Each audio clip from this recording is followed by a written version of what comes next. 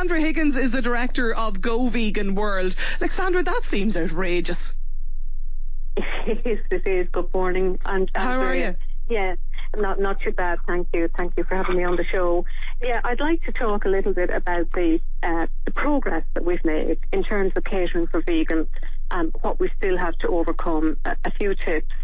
Before I do that, though, I'd like to go back to what Rob said. She used the word discrimination, and I'm really glad that she used that because veganism is based on the fundamental conviction that it's wrong to use and kill and harm other animals.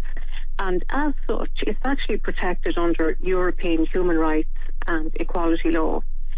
So if you go into a restaurant and they fail to cater for you as a vegan, they're discriminating against you, against your right to be able to eat vegan-friendly food and live in a way that doesn't force you and doesn't compromise you in living according to this fundamental conviction. So a lot of restaurants are not aware of that. And it's really important for any of them listening today to know that that is our right.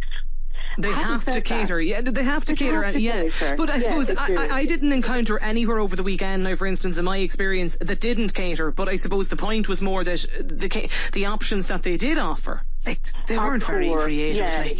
Yeah. I mean, I will say that when we first started running Go Vegan World in 2015, people couldn't even pronounce the word vegan. There was absolutely nothing available in Ireland, not even plant milk for your coffee. And then in 2021, Dublin was voted the fourth friendliest city in Europe in terms of being offering vegan-friendly items. So there definitely is some improvement. There absolutely is. Yeah, and I have a poll on this on Instagram today, and 80% of people, making the point that, you know, definitely places have got better in recent years, but there's more work to do. So just finally, what is your I suppose point, Sandra, advice for maybe restaurants or chefs around what they offer to vegans?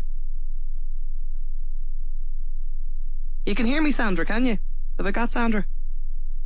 Is Sandra gone? Are you there, Sandra? You can hear me all right?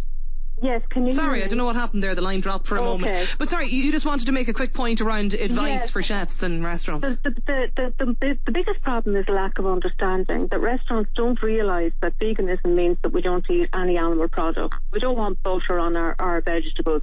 It has nothing to do with being gluten-free. It's nothing to do with being vegetarian.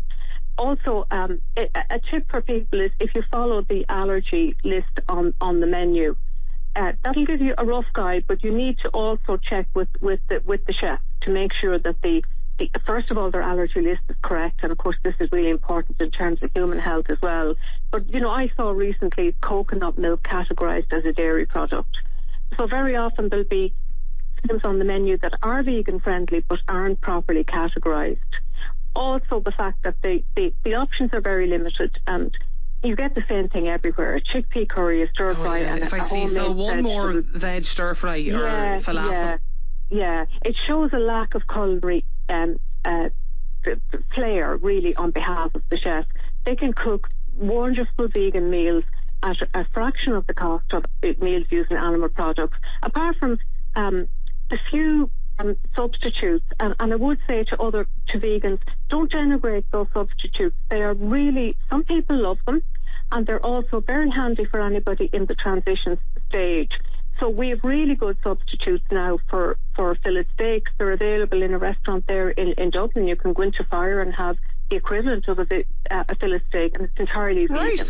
Or I know Holly mentioned on a recent show using our local artisan vegan cheese producers. You know, wherever there's cheese board, there should be a vegan cheese board. There's no excuse for it, because we're producing wonderful vegan food. It's good to know. Can I just ask you finally, Sarah, a really interesting text from a listener here who says, I'm vegan to lower my carbon footprint, and if there were more vegans, there'd be less farm animals and less environmental damage. Therefore, the government should subsidise vegan meals to tackle climate change. Do you agree? Yeah, absolutely. A vegan diet results in 93.5% less methane emissions, 77% less GHG emissions in general, about 50 or 60% less water use.